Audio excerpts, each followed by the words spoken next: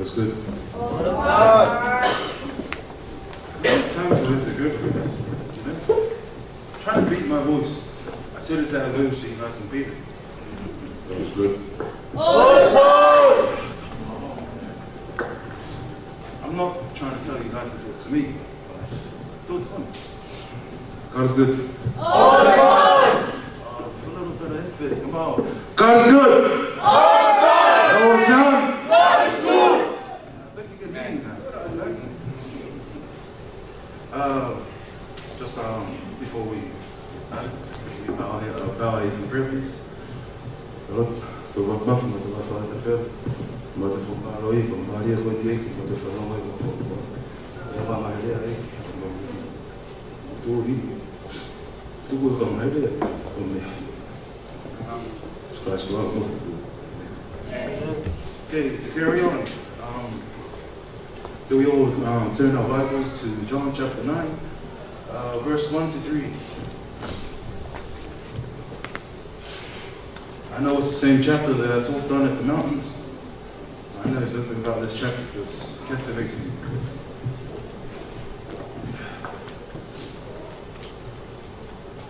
John chapter 9, verse 1 to 3. Once you're all found it, say go, and I'll read it out first.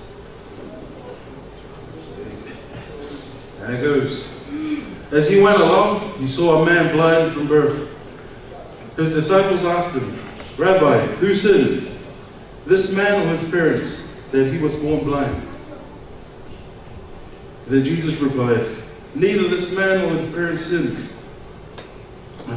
but this has happened so that the work of God might be displayed in his life. The little title that I bring around today is called Grief, Purpose, Joy. 3 things that we go through in our Christian lives. Grief, purpose, joy. Anyone here gone through any grief? A little bit of grief? Spiritual grief? Physical grief? Medical grief? I put my hand up to all that. And like the guys at work always say, how long? How long have you had that grief?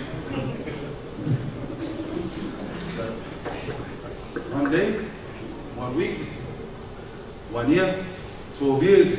How long have you had it? Because this blind guy here, it doesn't really talk much about him. And even when Jesus is talking about him, he doesn't directly talk to him. But yet, his part in the Bible is, it captivates me.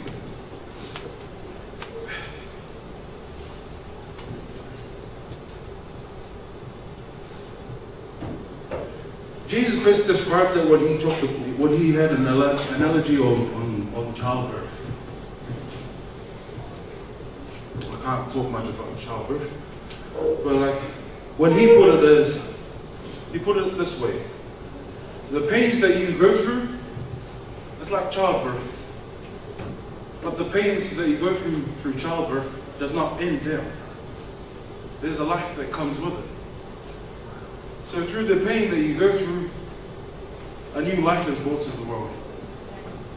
So the grief that you go through, that you guys are going through, that I go through, we go through these griefs. Each and everybody goes through these griefs. And then we tend to go, why? Why me, God? Why do you just want to pull the finger at me? Why do you want to do that all the time? He's not picking on you. He's not picking on us.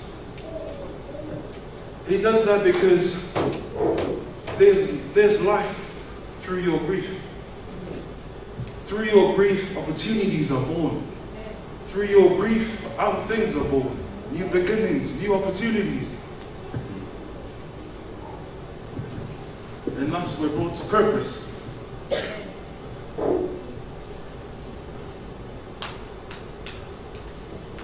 Our purpose in this world was not to reflect our own.